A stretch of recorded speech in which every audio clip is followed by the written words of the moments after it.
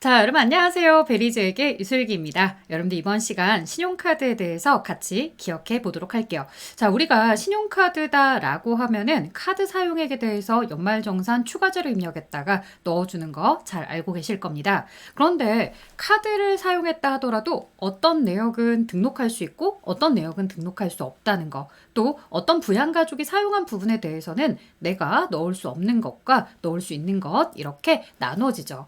여러분들이 이걸 잘 구분할 줄 아셔야지 시험에서 오답 처리되는 경우가 없겠죠? 자, 한번 보도록 하겠습니다. 기본적으로 나의 기본공제 대상자가 사용한 카드 사용에 당연히 내가 공제를 받을 수 있습니다. 하지만 다만 자, 나이의 제한에 대해서는 좀 더 열린 마음을 가지자 이거죠. 나이가 20세가 넘어갔다 하더라도 60세가 되지 않았다 하더라도 실제로 내가 그를 부양하고 있는 경우 그는 소득이 없기 때문에 내가 뭘 할 것이더라 나이의 제한을 벗어났다 하더라도 우리가 그를 위해서 그가 사용한 신용카드 결제를 해주고 있을 거다. 그러니 나이에 대한 제한을 두지 말자. 그래서 여러분들 생각을 해보면 대학생 자녀가 만약에 전공 서적을 구매한다거나 이런 식으로 카드를 사용하고 다닙니다. 뭐 본인이 카드를 구매해서 혹은 카드를 가입해서 결제를 하고 다니긴 하지만 실질적으로 그 내용에 대한 자금의 출처는 소득자인 내가 줬을 것이며 카드 결제도 내가 진행을 해주는 거나 마찬가지일 것이다. 그러니 대학생 자녀가 나이가 20세를 넘었다 하더라도 내가 결제를 해주는 경우가 있겠고, 또한 부모님. 자, 부모님이 나를 젊은 나이에 낳으셔서 부모의 나이가 아직 60세가 되지는 않았으나 부모님을 내가 실질적으로 부양하고 있다더라. 그렇다면 부모님의 카드 사용에 내가 공제를 받을 수 있어야 되지 않겠느냐? 이런 생각들을 해보게 된다는 거죠. 자, 하지만 소득에 대해서는 제한을 두고 있습니다. 즉, 우리가 소득 금액이 100만 원 이하이냐 이 기준은 계속해서 지켜야 됩니다. 왜냐? 소득 금액이 100만 원을 초과하고 있다고 한다면 충분히 자신의 소득으로서 자기가 카드 결제를 할 수 있는 사람이에요. 그러니까 굳이 끌어다가 내가 세금을 적게 내려고 모든 걸 다 끌어다가 할 필요는 없더라는 거죠. 자, 그런 내용들 주의해서 보세요 라고 하는 거고요. 실제로 소득세법 이론을 여러분들께 수업을 했다고 한다면 신용카드 사용액에 대해서 우리가 모두 다 공제를 받을 수 있는 게 아니에요 라고 저는 알려줬을 거예요. 총 급여의 25%를 초과하는 경우 근로소득 금액에서 공제할 수 있어요 라고 이야기합니다. 그래서 주변에서 소득세법을 잘 모르는 친구들이 무조건 카드 해야 돼, 현금 영수증 해야 돼 라고 하는데 막상 자신의 소득이 아주 많은 사람이라고 한다면 그게 큰 의미가 없어요 라고 이야기하죠. 자, 그러면 총 급여가 4천만 원이라고 한번 생각을 해보세요. 그러면 25% 초과를 해야 되니까 1년에 카드 사용액이 얼마를 초과해야지만 1천만 원을 초과해야지만 카드 사용액에 대해서 실질적으로 내가 공제에 대한 효과가 있겠구나 이렇게 이제 알게 되겠죠. 자, 소득금액 100만 원 이하다라고 되어 있고 그 다음에 배우자와 직계 존비속까지 나와 있습니다. 어머나, 그러면 내가 알고 있기로는 부양가족에 뭐가 들어가야 되는데 형제 자매가 들어가야 되는데 여기 형제 자매가 없네?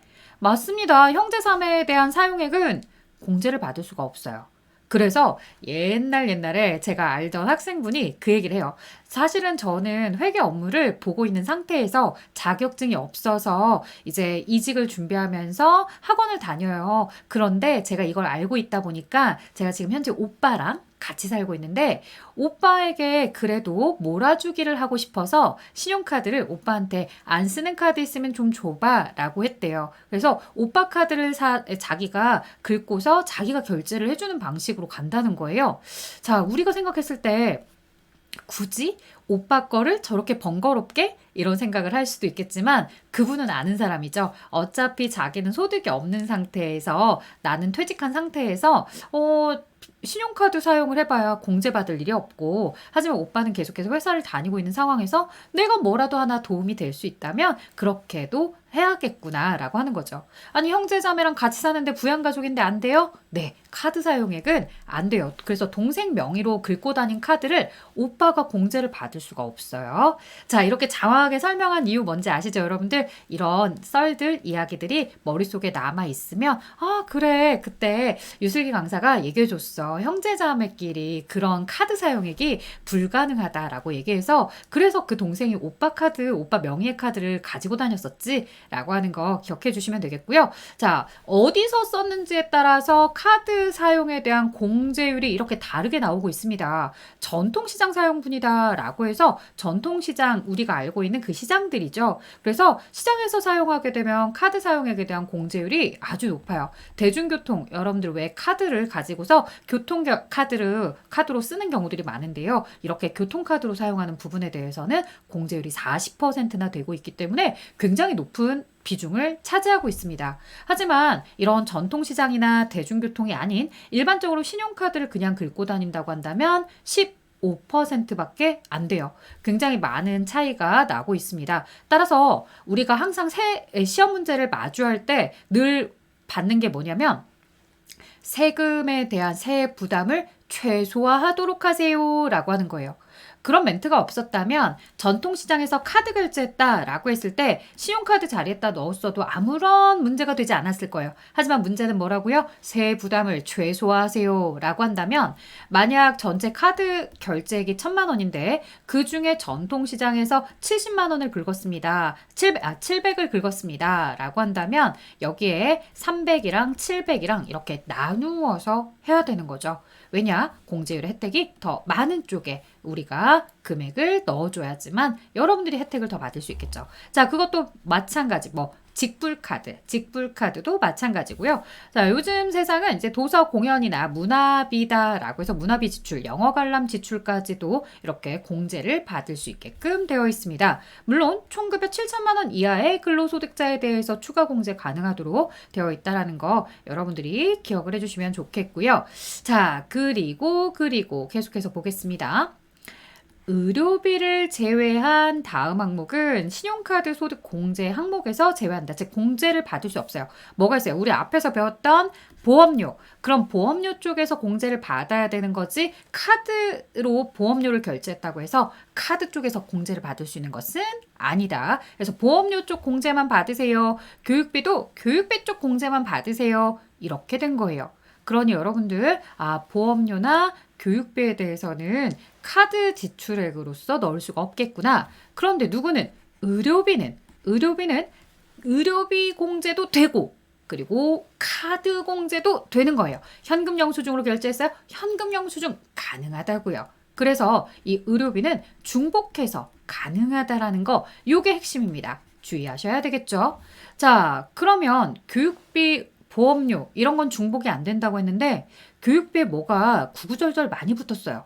뭔가 봤더니 바로 이 부분이죠. 사교육비. 자, 학원비인데요. 원래 학원비는 우리가 공제를 받을 수가 없어요. 그렇기 때문에 교육비에서 탈락이 됐기 때문에 카드 결제했으면 카드 사용액에서라도 공제를 받으셔야 되는데 미취학 아동, 즉 취학 전 아동, 유치원생의 예체능과 관련된 태권도, 미술학원, 그 다음에 피아노 이런 곳에서 주 1회 이상 교육을 받았다라고 한다면 그런 교육비는 교육비 공제가 가능해요. 초중고생들은 방과 활동이 있으니까 안 해주지만 미취학 아동은 그런 것이 없기 때문에 학원비 사용액을 예외적으로 교육비 공제를 하게끔 해줬죠. 그럼 그쪽에서 교육비 공제 받았으니 카드 사용액은 안 되느냐? 아니라는 겁니다. 예외적으로 중복해서 공제가 가능해요. 그러니 사교육비는 여러분들 그냥 뭐 하시면 돼요? 사교육비는 무조건 카드 공제 가능. 이렇게 기억을 하시면 되겠죠? 교육비 쪽에서는 취학 전 아동에 대해서 가능하다라고 이미 별도로 기억하고 있기 때문에 이제 학원비는 카드 가능 이렇게 생각을 해주시면 되겠습니다.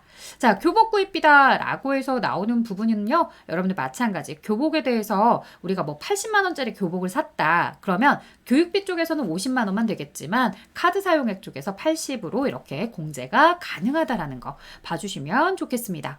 자, 이제 제세공과금은 이미 나라에 납부하는 이런 세금과 관리비 같은 부분들에 대해서 카드 결제했다고 해서 공제되지 않습니다. 상품권이나 현금 서비스 돈으로 바꾸는 건데 이게 가능하다고 한다면 카드 사용액에 대한 혜택을 많이 받으려고 아마 연말에 현금 서비스 엄청 받으실 거겠죠? 안 된다. 상품권도 돈이나 마찬가지니까 이렇게 바꾸는 건 안 된다라고 합니다. 자, 여러분들 올해 해외여행 정말 많이 가는 것 같아요. 과거에 코로나로 인해서 해외여행을 못 갔던 분들이 이 외국에 가서 많이들 쓰고 오시는데요. 내가 이번에 올해 외국에 가서만 쓰고 온 돈이 얼만데 왜 카드 사용액에 대한 공제액이 이렇게 적은 거야? 라고 투덜투덜 하고 싶으시죠? 나 왜 연말정산에 대한 환급이 왜 이렇게 적니? 왜 카드 사용액이 하나도 공제가 안 됐니? 라고 보면은 외국에서 사용한 건 안 되더라는 거예요. 국내 사용분에 대해서만 가능한 겁니다. 생각을 해보세요. 나라 입장에서는 카드 결제를 하게 되면 사업자들이 카드 결제를 받아준 만큼 소득에 대해서 법인세라든가 소득세를 많이 납부하겠고 부가가치세에 대한 포착이나 이런 것들이 원활하게 이루어지니까 세금에 대해서 받는 게 굉장히 수월했겠죠. 그만큼 근로자들에게 신용카드 사용액으로서 공제 혜택으로 이렇게 혜택들을 좀 나누는 건데 외국에서 쓴 건 외국에 있는 그 기업들이 대한민국에다가 소득세, 법인세 이런 거 신고할 거 아니잖아요. 부가가치세 내지 않잖아요. 그러니 굳이 외국에서 사용한 것까지 신용카드 사용액 공제로서 해줄 필요가 없겠다라고 생각을 한 거죠.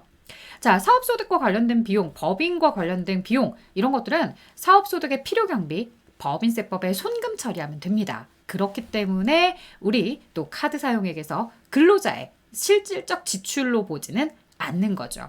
자, 신규로 출고되는 자동차 구입이나 자동차 리스료 안 됩니다. 이런 것들도 기억해 주시고요. 만약에 중고 자동차를 구입했다라고 한다면 요거 주의 10%만 가능해요. 따라서 내가 1억짜리 자동차, 중고 자동차를 구매했다. 1억 원의 중고 자동차를 구매했다라고 하더라도 1,000만 원만 쓰셔야 돼요. 이거는 주의하셔서 쓰셔야 됩니다.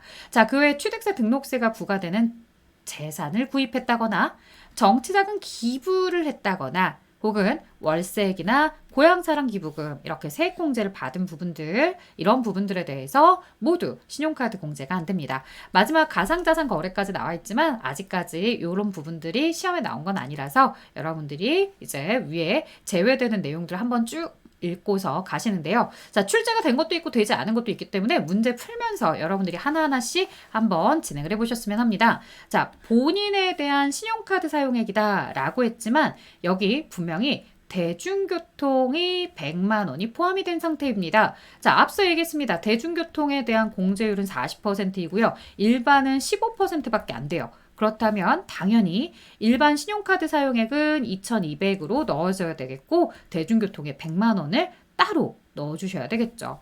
자, 현금 영수증 사용액에 대해서 700이다 라고 하는데 마찬가지 현금 영수증에 대해서 30%밖에 되지 않기 때문에 현금 영수증에다가는 얼마만큼만 300만큼만 그리고 여기 보시는 것처럼 전통시장을 400으로 따로따로 넣어줘야 됩니다. 자, 본인에 대한 거였기 때문에 공제 대상이다 아니다 고민할 필요 없었고요. 그 다음에 신용카드 사용액은 의료비 지출액이 모두 다 포함이 되어 있다. 저희가 이제 의료비 자료 따로, 교육비 따로, 기부금 따로 이렇게 보고 있으니까 이 위에 있는 자료 뭐지? 이렇게 생각하실 텐데 사실 이제 114회차에는 의료비에 대한 내용도 있었던 거죠. 거기에 이제 의료비를 카드 결제했다라고 하는데 사실 의료비는 중복해서 공제하는 거기 때문에 카드 사용액 안에 들어가 있어야 됩니다.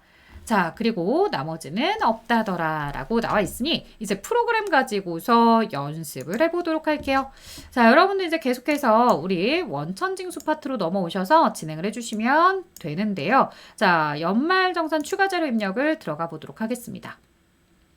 저는 얼마 전에 촬영했던 내용들에 대해서 모두 다 이제 정리를 해서 다시 말하면 DB를 다시 한번 압축을 풀고 회사 코드 재생성을 다시 진행을 했어요. 그래서 부양가족이나 이런 자료들이 저는 이제 사라진 상태입니다. 참고하고서 같이 함께 봐주셨으면 하고요. 자, 신용카드 등에 들어오시면 본인에 대한 거니까 이제 뭐 별도로 부양가족을 넣을 필요는 없었어요. 자, 신용카드다라고 해서 이제 넣어줄 거고 실제 시험 문제는 뭐 국세청 자료다 이렇게 이제 주로 많이 나오고 있기 때문에 여기다가 넣어줄게요. 자, 직불카드, 선불카드는 없었던 상태 현금 영수증은 300이더라. 자, 700을 넣으시면 안 됩니다. 300만 넣어줘야 됩니다. 자, 그리고 이제 전통시장 사용액이다 라고 해서 400을 넣어주시고 대중교통에 대해서 100만 원을 기록해 주시면 되는 거죠. 자, 아래쪽에 이제 원래 시험에 나왔던 화면들 여러분들 다시 한번 같이 체크하시면서 저렇게 입력을 하는 게 맞구나 라고 봐주시면 되는 거겠죠. 자, 별도로 우리가 저장하는 건 없었어요. 그리고 이제 만약에 신용카드와 관련된 자료가 맨 마지막 자료였다라고 한다면 연말정산 입력 탭에 오셔서 신용카드 왼쪽에 사용액을 다시 한번 이제 우리가 F8 부양가족 탭 불러오기다라고 해서 자료를 불러와서 확정을 시켜주시면 되는 거죠. 자, 이건 이제 모든 작업이 끝났을 때 하는 작업이기 때문에 신용카드 등은 이렇게 작업하고 있다라는 거 확인해 주시고 넘어가겠습니다.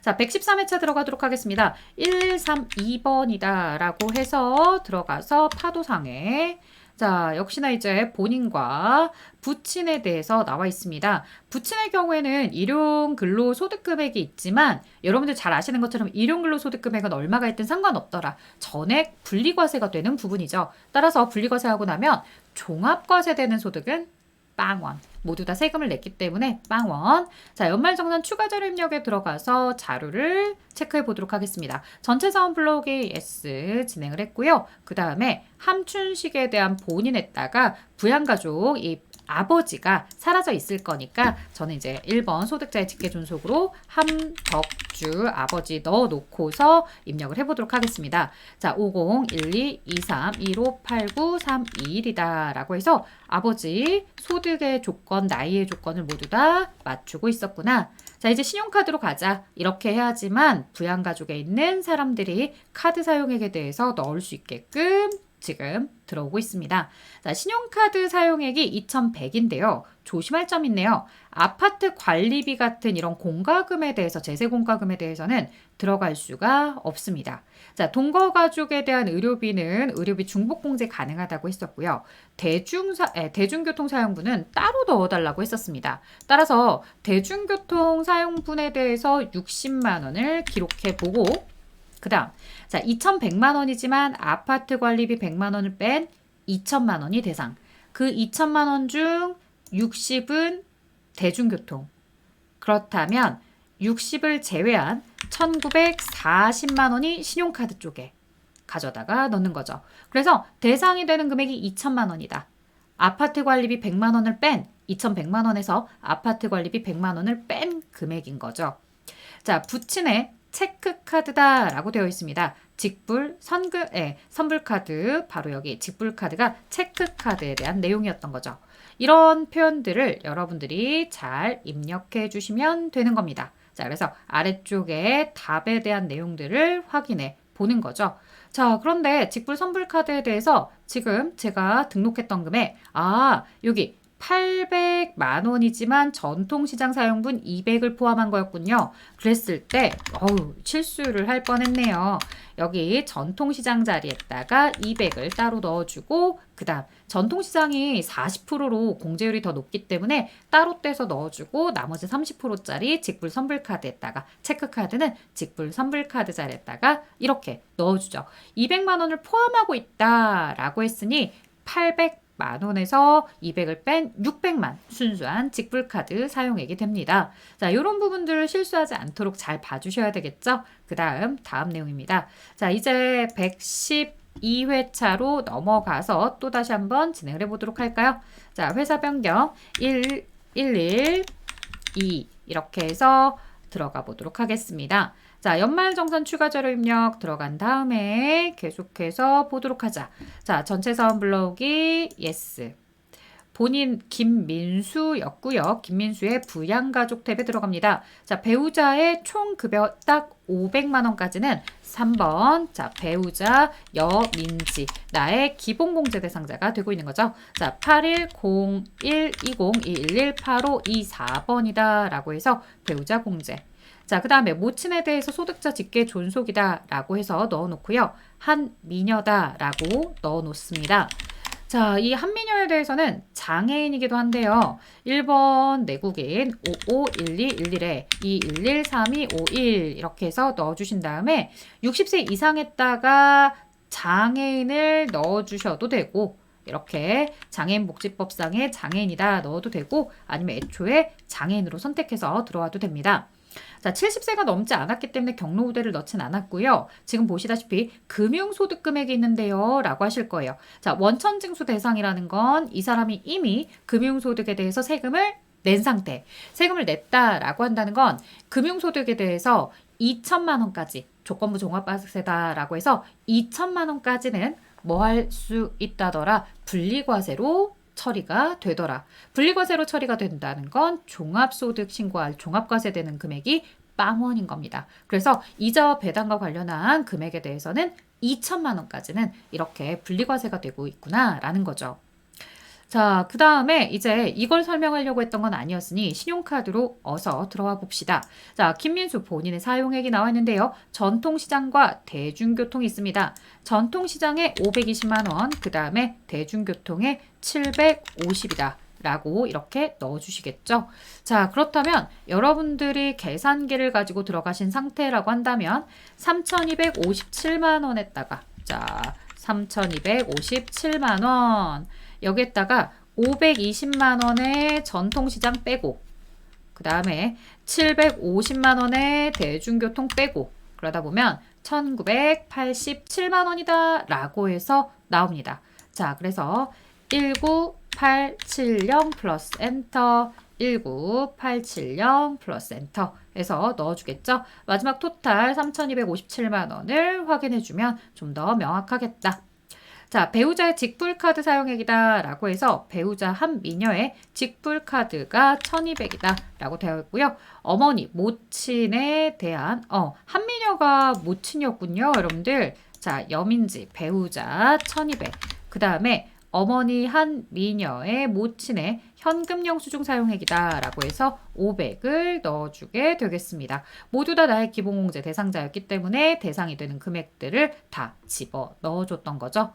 자, 오른쪽에 뭐 소비 증가분 이런 화면이 왜 안 나오나요? 라고 할 텐데 여기 답은 옛날 버전이기 때문에 그런 거죠. 네, 지금의 버전으로 여러분들께 이렇게 다시 보여드리고자 내용 설명을 하면서 입력도 하고 있습니다. 자, 다음 보도록 하겠습니다. 아래쪽으로 내려가서 이번에는 111회차로 들어가 봐야겠죠. 자, 회사 변경 1112번에 대동산업이다 라고 해서 나와 있고요. 자, 그 다음에 연말정산 추가자료 입력 들어가겠습니다. 자, 누가 사용했는지 왜 언급이 되어 있지 않죠? 라고 하실 텐데 그 이유는 뭐 때문이더라? 자, 아마 여기는 본인만 지출액이 있었을 것 같아요. 그래서 뭐 누가 사용했다라고 할 거 없이 다 본인이 사용한 걸로 이제 보시면 되겠네요.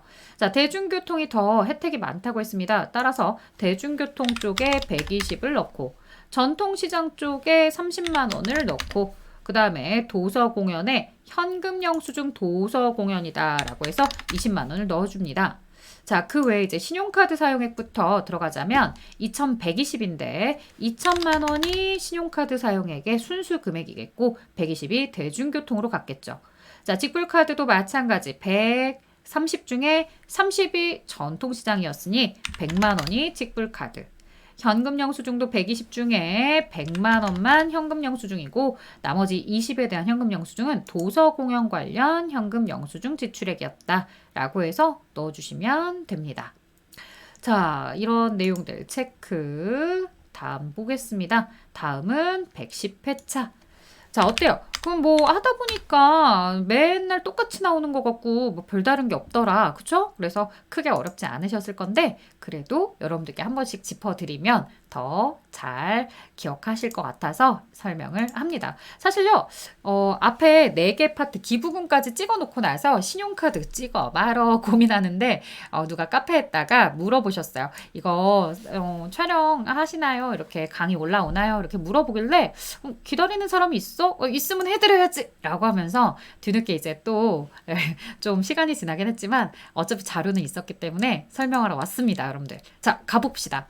긴감용 본인에 대한 거고요. 이제 국세청 자료다라고 했고 전통시장, 대중교통, 도서 등의 사용분이 없다라고 해서 굉장히 심플하게 2150 이렇게 쉽게 나온 경우도 있습니다. 이 쉬운 문제를 틀리면 너무 억울하겠죠? 그래서 본인에 대한 사용액에 대해서 제외되는 것들을 얘기한 것도 아니고 그냥 간단하게 나오기도 하는구나. 가급적이면 문제를 끝까지 잘 보고 풀어야지 라고 생각해 주시면 좋겠네요.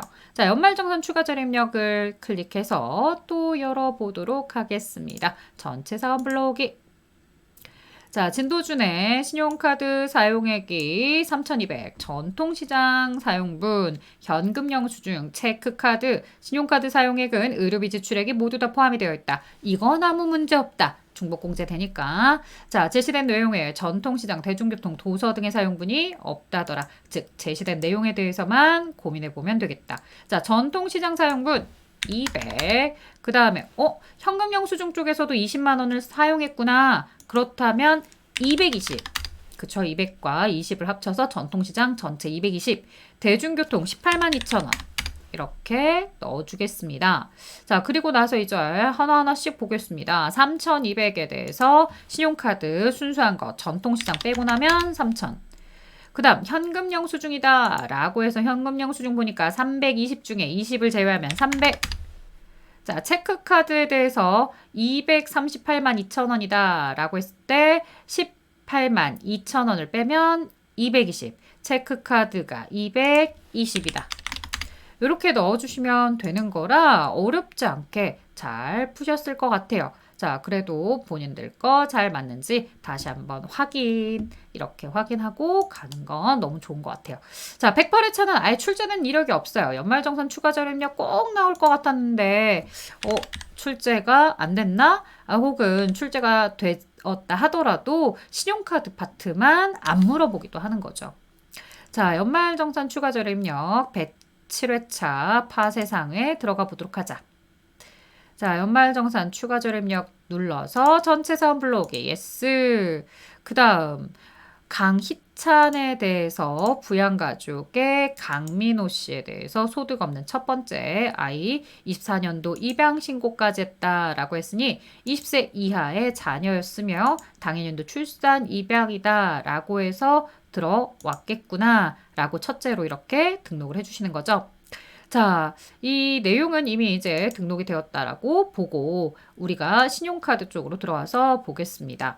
이 본인의 신용카드 사용액 2천만 원인데요. 파세상의 비용을 본인의 신용카드로 결제했대요. 자, 이게 바로 법인에 대한 비용이죠. 자녀의 미술학원비가 들어가 있고요. 대중교통 이용액이 포함이 되어 있습니다. 당연히 대중교통은 별도로 입력을 하시고요. 그 다음에 본인의 이 신용카드로 결제한 회사 법인에 대한 아니면 회사에 대한 이 사업소득이든 법인소득이든 그쪽에 해당하는 경비는 내가 공제를 받을 수가 없는 거죠. 자, 그러면 2천만 원에서 회사 관련 비용 100만 원 빼면 1,900.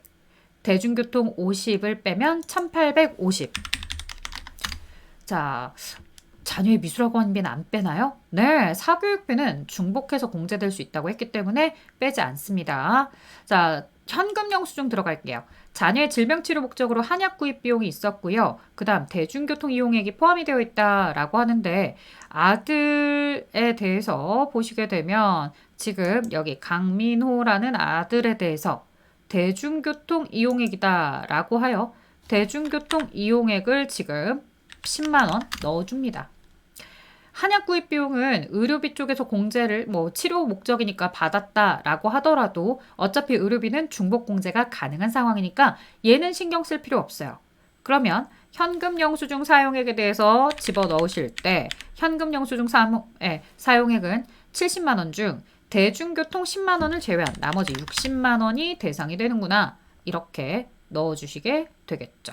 자, 그래서 1,850이 된 이유, 60이 된 이유, 그 다음에 50과 10만 원이 별도로 이렇게 들어간 것을 볼 수 있었습니다. 자, 106회차로 들어가서 또 보겠습니다. 자, 회사 변경 1062. 자, 연말정산 추가 절임력을 클릭해서 들어가 보자 라는 거죠. 연말정산 추가 절임력. 그 다음에 전체 사원 불러오기 예스. 자, 부양가족 탭으로 들어갔을 때 문지율에 대해서 가자. 지금 어느 정도 등록이 되어 있는데 일용근로소득 금액은 전액분리과세라고 했으니까 나의 기본공제 대상자, 배우자였을 것이다. 자, 17세 두 쌍둥이 자녀에 대해서 20세 이하, 20세 이하 이렇게 체크를 해주시면 되겠고요. 자, 그 다음 본인, 배우자 이렇게 둘의 카드 사용액이 나오고 있네요. 지금 본인의 카드 사용액에 대해서 보시면 전통시장에 대해서 150, 그 다음 대중교통에 대해서 100만 원, 자, 그리고 도서 공연이다 라고 해서 신용카드로 결제한 도서에 대한 100만 원, 도서 공연에 대한 100만 원이 있습니다.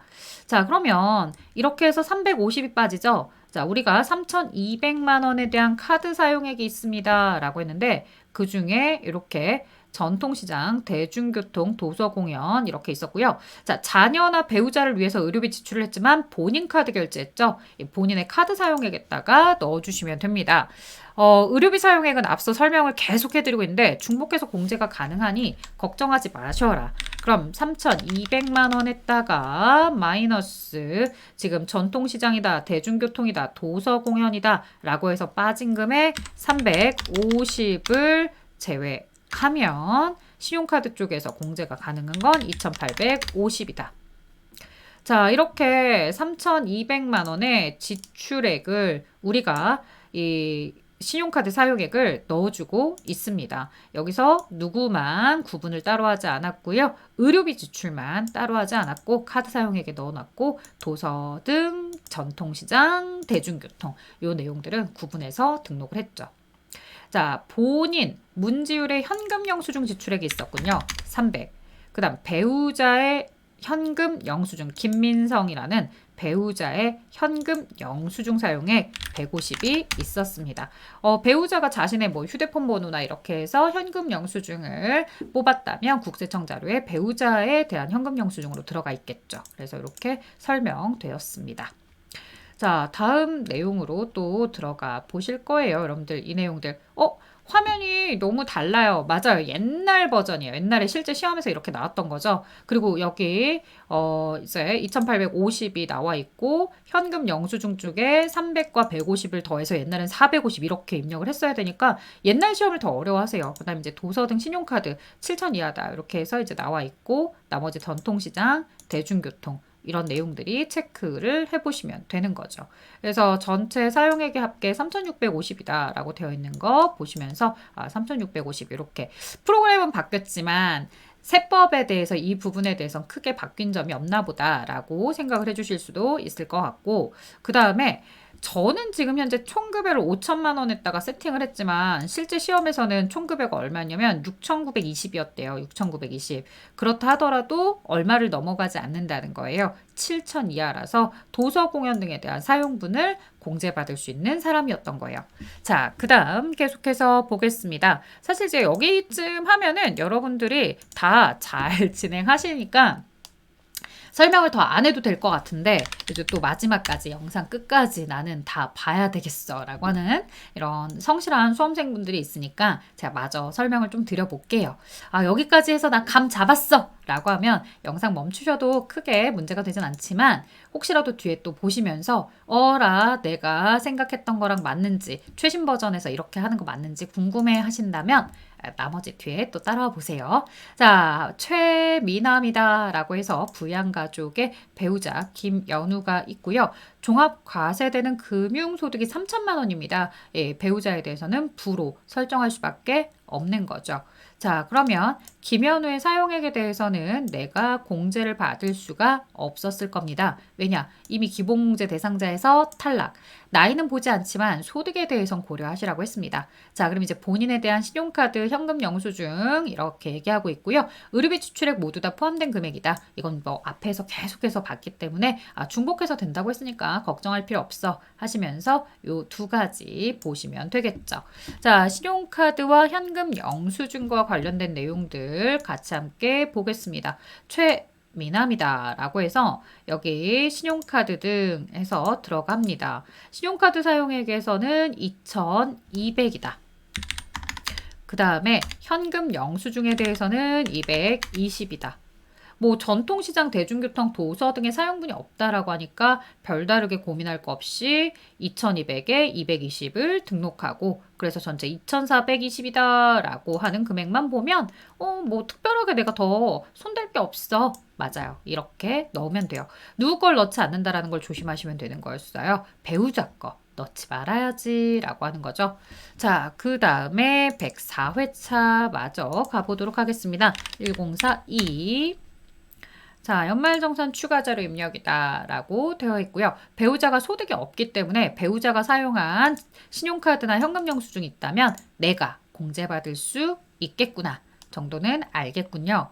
자, 그 다음에 본인의 사용액이다라고 했는데, 자, 이슬비가 배우자로 들어있는 사람 한기용 씨 이렇게 해서 넣어보도록 할까요?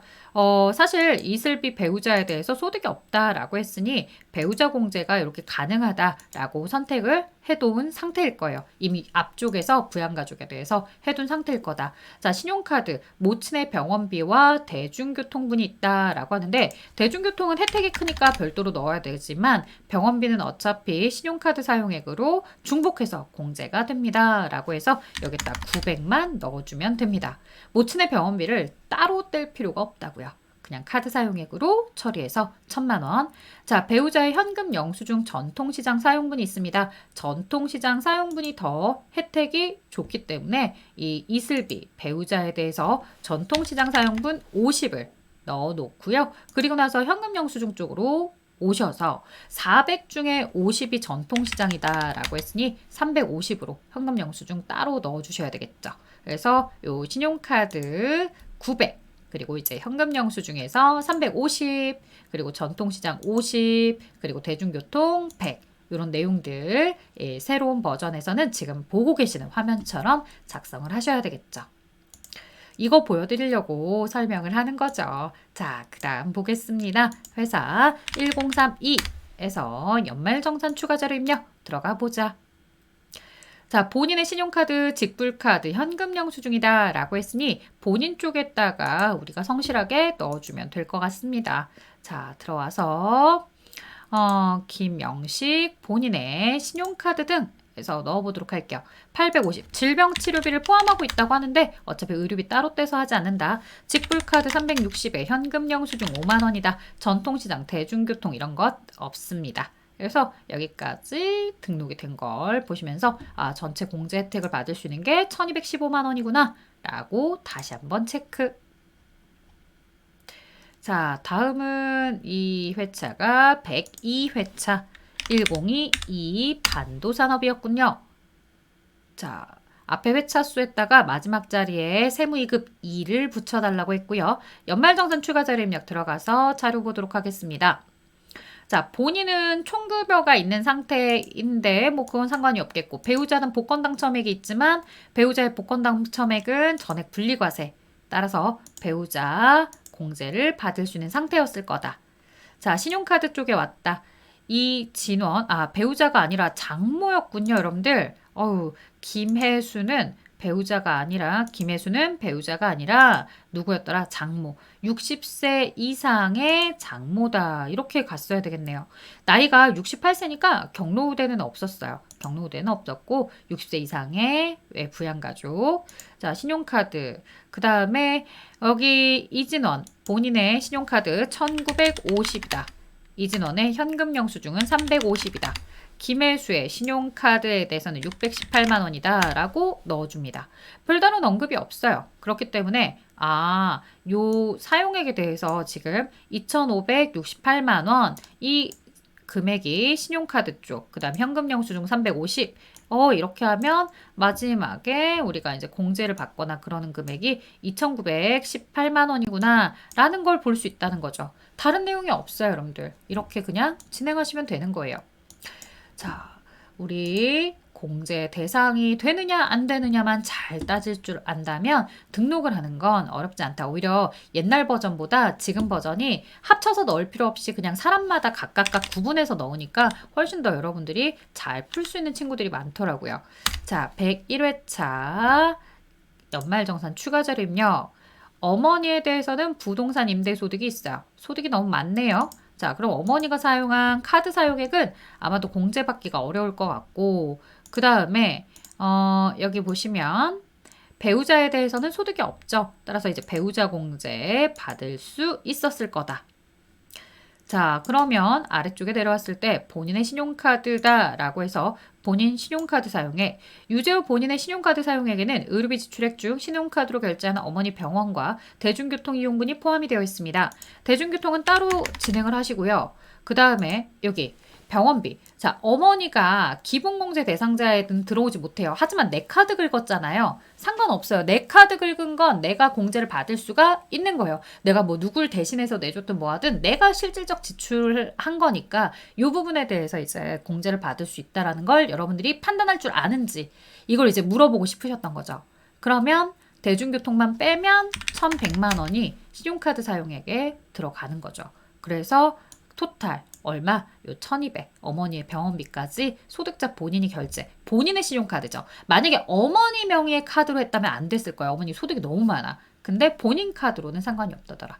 자, 배우자의 신용카드다라고 해서 배우자 지금 보시면 이 김미나 씨가 배우자였고요. 배우자에 대한 대중교통 사용분이다라고 해서 대중교통 쪽에 30을 포함하고 있다. 자, 500 중에 30이었으니 배우자의 470만 원의 카드 사용액 넣어주시면 됩니다. 자, 현금 영수증 아닌지 이런 거 조심해 주시면 되겠죠. 그래서 여기 보시는 것처럼 1,100만 원과 470을 더해서 아래 1,570 결국에 이제 1,570 보셨고 그 다음에 대중교통도 100만 원과 30만 원 더해서 130. 그래서 마지막 신용카드 사용액 1,700이다 라고 하는 금액이 맞는지 이런 걸 체크해 주셨어야 되는 겁니다. 자, 100회차 들어가 보도록 할까요? 1002 해서 동수전자. 자, 연말정산 추가자료 입력 들어가 봤더라. 그리고 이들에 대해서 우리가 연말정산 추가자료 입력의 전체 사원 블록이 yes. 자, 박세무 씨다 라고 해서 박세무에 대해서 들어가 보도록 하겠습니다. 자, 박세무의 신용카드 총급여 5,600. 만약에 도서, 공연, 이와 관련된 지출이 있었으면 7,000 아래니까 공제 가능. 자, 그 다음 배우자의 복권 당첨 소득. 자, 부양가족 쪽에 가서 배우자 김영호에 대해서 여로 체크하겠습니다. 배우자로 체크하겠습니다. 왜냐?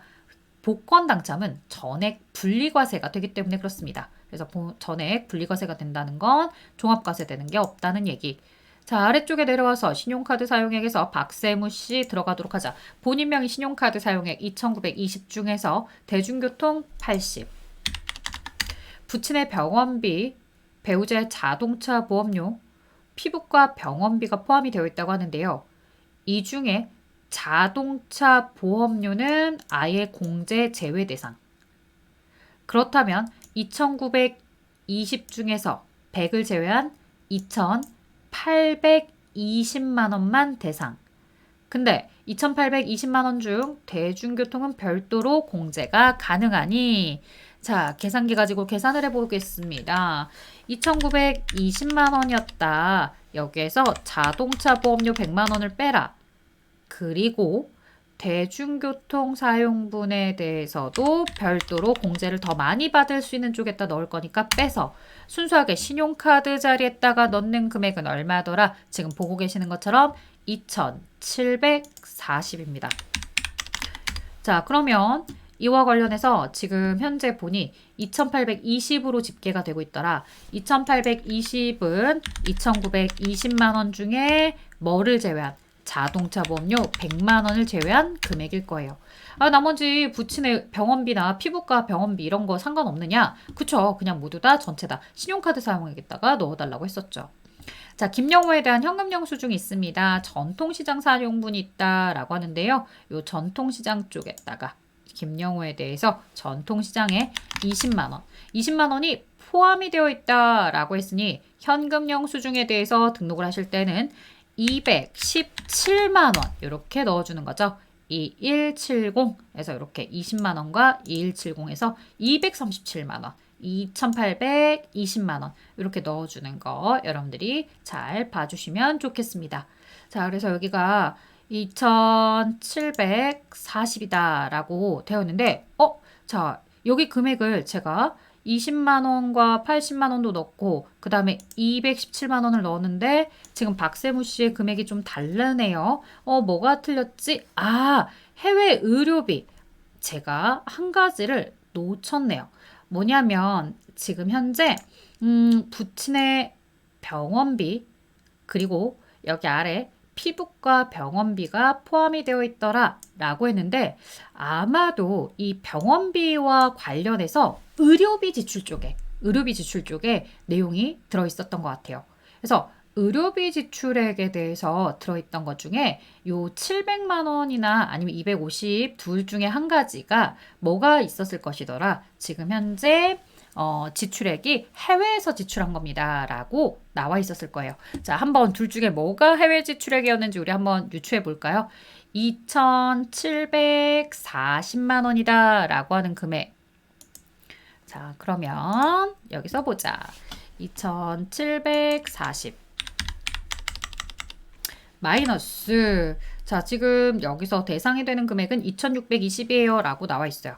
2,620. 그럼 120만 원의 액수가 해외 사용분이다 라고 하는데, 자, 이렇게 볼 수는 없었고요. 아마도 이 100회차에 여러분들이 전체적인 자료를 보셨다면 의료비 쪽에 아마 설명이 나와 있었을 것 같아요. 부친의 병원비가 됐든 피부과 병원비가 됐든 얼마에 대해서 지금 방금 전에 액수 계산했던 120에 대해서 그렇게 나왔을 거라 봅니다. 자, 그런 내용들을 우리가 좀 살펴보고서 갔으면 더 좋았을 텐데 일단 신용카드만 뚝 떼서 보니까 신용카드 떼서 보는 부분은 저희가 여기서는 2,740으로 집계가 되는 거죠. 근데 의료비 쪽에 뭐가 있었을 거다? 120만 원에 대한 해외 지출분이 아마 포함이 되어 있었을 거다. 그런 부분들 고려해서 빼고 요거 해외 의료비 빼고서 이 자리의 금액이 2,620으로 아마 들어가게 되어 있을 것이다. 그런 부분들을 좀 더 주의해서 봐줘야 되겠네요. 그래서 100회차에 이렇게 신용카드 사용액에 뭐가 있는 부분을 조심해 줬어야 되겠다. 해외 의료비가 카드 사용액에 들어가 있었다면 그 부분은 의료비 사용액이라 하더라도 공제가 될 수 없었으니까 그런 부분들 주의해서 여기 신용카드 사용액이 왜 2,620이 되었는지 다시 한번 생각해 보는 시간을 가지면 좋을 것 같아요.